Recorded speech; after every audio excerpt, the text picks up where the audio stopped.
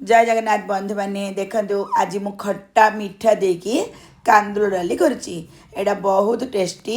आग काल माँ मैंने एमती सब कांदुल डाली करती।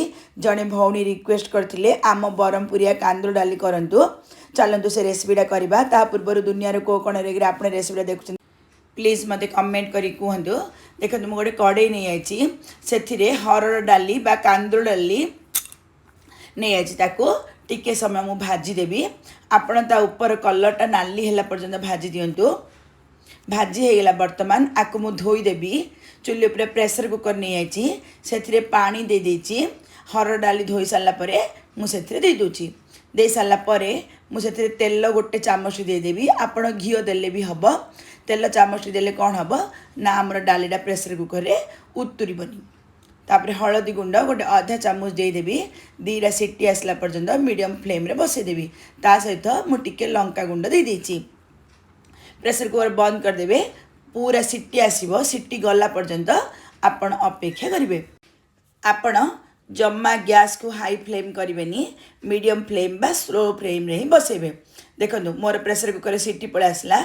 मुझे गैस जावा भितर एपटे चुल्ली पटे कड़े बसई देती। से घी 2 चामच देदेली। सुखिला लंका सोरिष जीरा पान मधुरी आधा चामच लगे दे देची। आ बहुत कम मात्रा रे मु मेथी दे देची। ता सहित हिंगु गोटे मु पाउ चामच देवी। कारण एडा मीठा खटा डाली कहले बहुत बढ़िया लगे। ए सब बढ़िया फुटीगला। हिंगु दे सारा पर मुझे किसी भुसुंगा पत्र देदेवी। ता सहित पियाज गोटे रफली काटी देदेवी। आपड़ जदि बिना पियाज रसुण दिन होता पियाज दिंतुनि। जदि बिना पियाज रसुण न होता आपण पियाज दिंतु। बिना पियाज रसुण कले भी बहुत बढ़िया लगे। जेहेतु घीरे फुटाई पियाज टाक आप गोल्डन कलर है पर्यटन भाजबे कले तार टेस्टा बहुत बढ़िया लगे।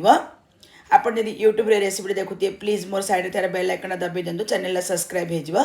फेसबुक रे देखुले फॉलो बटन दबाई दिंतु। फॉलोइंग हो मुझे कौन नुआ नुआ वीडियो सब पोस्ट करी आपण पाखे प्रथम जा नोटिफिकेशन पहुँचो। देखो मो पियाजटा बढ़िया भाजी होगला। मुझे टिके फुटण बाहर करदेली। तापर पानी टिके देदेली कारण फुटणटा पोड़ीज। आम जो डालीटा सीझे से देदेली। मत जी आवश्यक पानी देवाटा मोटा पतला करने को मुझे पानी देली। से बड़ बड़ 2टा आंबुल मुझे देची। आपण गुड़ देले भी हम। मु आज चीनी देची। चीनी दे सारापर मुझे स्वाद अनुसार लुण देदेवी।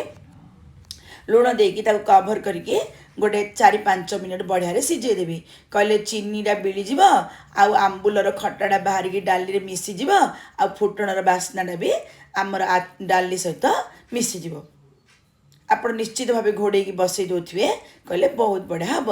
आपड़ एपरी करंतु भात सहित खातु बहुत बढ़िया लगे।